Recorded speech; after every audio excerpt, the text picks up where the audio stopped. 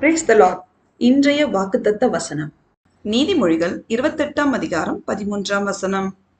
தன் பாவங்களை மறைக்கிறவன் வாழ்வடைய மாட்டான், அவைகளை அறிக்கை செய்து விட்டு விடுகிறவனோ இரக்கம் பெறுவான்.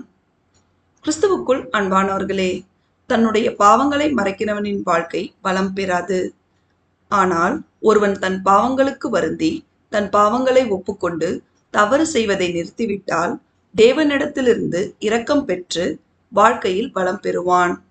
பிரியமானவர்களே, நாம் எவ்வளவு பாவங்கள் செய்திருந்தாலும் மனம் திரும்பி அவர் வார்த்தைக்கு கீழ்ப்படிந்து நடந்து நம் பாவத்தை அறிக்கையிட்டால் கர்த்தர் நமக்காக நம் பாவத்தை மன்னித்து நம்மை என்றென்றைக்கும் ஆசீர்வதித்து வழிநடத்துவார்.